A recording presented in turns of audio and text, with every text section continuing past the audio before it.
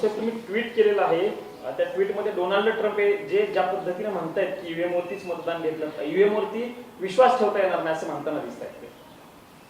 Donald Trump आणि computer क्षेत्रातले Elon Musk या दोघांनी याआधीसुद्धा या प्रकारचं मत मांडलं आहे की बॅलेट पेपर वर होणाऱ्या निवडणुकांवरच विश्वास ठेवावा लागेल, ईव्हीएमवरती विश्वास ठेवता येणार नाही. ट्रम्प म्हणतात की मी जगभरातल्या या क्षेत्रातल्या अनेकांशी चर्चा केल्यावरती माझं मत झालं. आता प्रेसिडेंट ट्रम्प जे आहेत हे प्रधानमंत्री नरेंद्र मोदींचे गुरु महाराज आहेत. जर गुरु महाराज हे म्हणतायत त्यांचे की बॅलेट पेपरवरच निवडणुका घेतल्या पाहिजेत, तरच लोक निवडणूक प्रक्रियेवरती विश्वास ठेवता येईल. भारतामध्ये आम्ही वेगळं काय सांगतो आहोत. सत्तेवर येण्याआधी 2014च्या आधी तुम्ही सुद्धा तेच सांगत होता, पण तुम्हाला ईव्हीएममधून विजयाची गुरुकिल्ली सापडली. देशभरातला प्रत्येक निवडणुका तुम्ही ईव्हीएमच्या माध्यमातून जिंकायला लागल्यावर तुम्हाला ईव्हीएम प्रिय आहे. आता आम्ही हा ईव्हीएमचा विषय काढलेला नाही, हा विषय डोनाल्ड ट्रम्पने काढलेला आहे. त्याच्यामुळे भारतीय जनता पक्षानं आम्हाला उत्तर देण्याऐवजी डोनाल्ड ट्रम्पशी चर्चा करा या विषयावर. पण हे फक्त सुप्रीम कोर्टामध्ये जेव्हा हा विषय गेला होता, कोर्टही म्हणालं होतं की बॅलेटवरती घेता येणार नाहीत निवडणूक. बघा, सुप्रीम कोर्ट हे भारतीय जनता पक्षाच्या कार्यकर्ते का पदाधिकारीचं आहे. हायकोर्टामधले बरेचसे जजेस हे भाजपचे कार्यकर्ते पदाधिकारी त्याच पद्धतीनं काम करतात. तुम्ही त्यांच्याकडून दुसरी कोणती अपेक्षा करणार? अजिबात नाही. जसं ट्रम्पने त्यांच्या सुप्रीम कोर्टला मूर्ख म्हटलं जेव्हा त्याने टेरिफ रद्द करण्याचा निर्णय दिला, तर सुप्रीम कोर्टनं प्रेसिडेंट ट्रम्पने त्यांच्या सुप्रीम कोर्टच्या न्यायाधीशांना मूर्ख म्हटलेलं आहे. मी इकडल्या न्यायाधीशांना तसं म्हणणार नाही. पण सर, आता कोर्टाचा विषय निघाला. काल सुप्रीम कोर्टामध्ये जिल्हा परिषदांच्या अनुषंगाने सुनावणी पार पडली.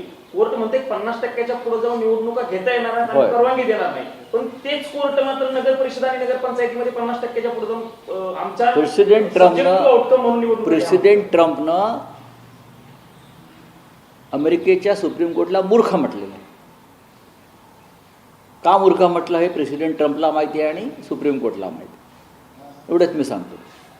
सर, हनुमंत पवार हे काँग्रेसचे प्रवक्ते आहेत, त्यांच्यावरती पुण्यामध्ये हल्ला करण्यात आलेला आहे. पिस्तूल दाखवण्यात आला त्यांना.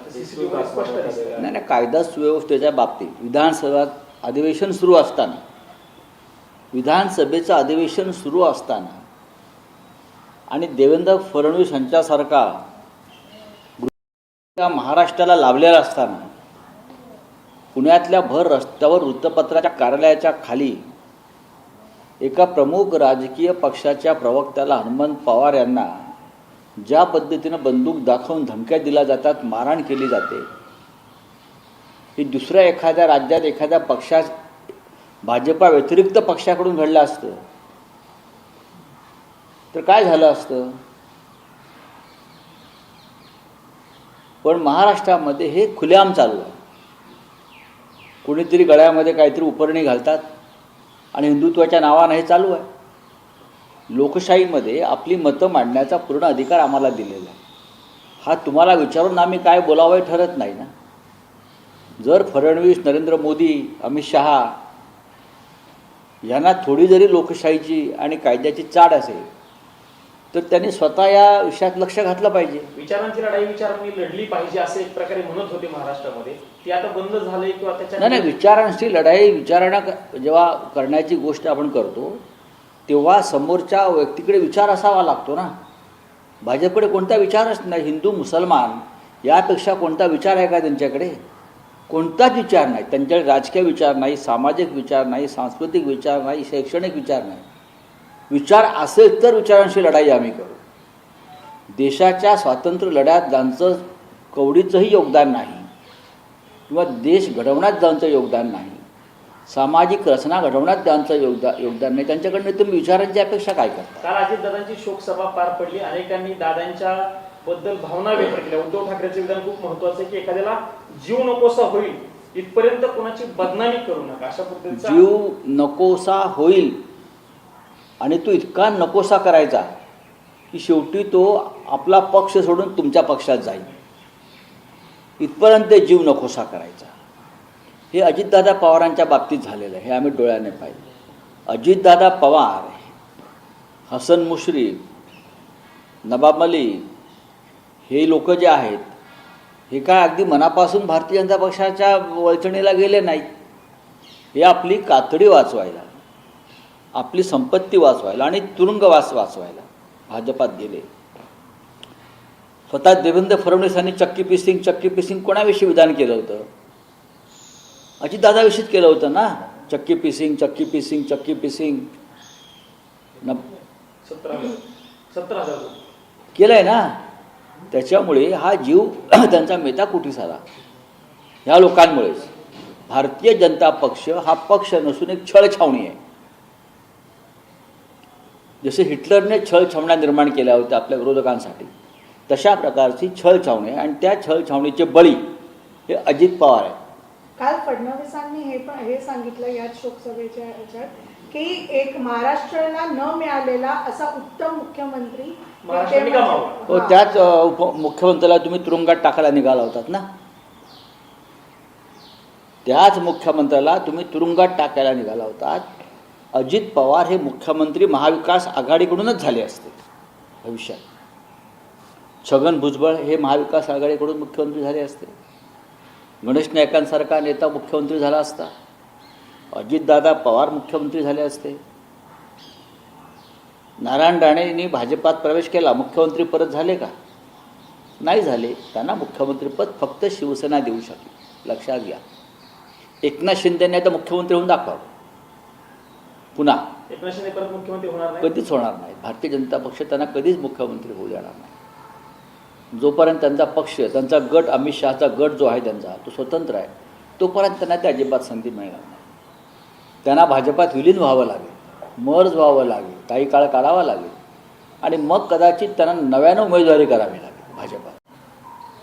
पण सर कधी झाले नाही, पण नाईकांचं नाव मुख्यमंत्री तुम्ही सातत्यानं घेतात. आता तर म्हटलं की ते मुख्यमंत्री झाले असते, तेच गणेश महाविकास आघाडीकडून मुख्यमंत्री हो. झाले असते. मी महाविकास आघाडीचंच म्हटलं. तुम्ही गणेश नाईकाला सातत्यानं पिन देण्याचं काम नाही नाही, आमचे सहकारी होते, हे सगळे आमचे सहकारी होते, लक्षात घ्या. आम्ही ह्यांच्याबरोबर, त्याने आमच्याबरोबर वर्षानुवर्ष आम्ही एकत्र काम केलेलं आहे.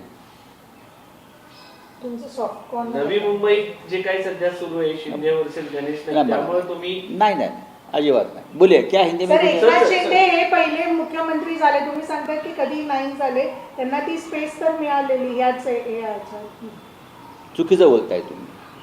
तेव्हा त्यांना शिवसेना फोडायची होती म्हणून त्यांना मुख्यमंत्री केलं, लक्षात घ्या. आता होऊन दाखवा. म्हणजे अजित पवार कधीच मुख्यमंत्री झाले नसते. भारतीय जनता पक्षाबरोबर राहून ते कधीच मुख्यमंत्री झाले नसते हे त्यांनाही माहिती आहे.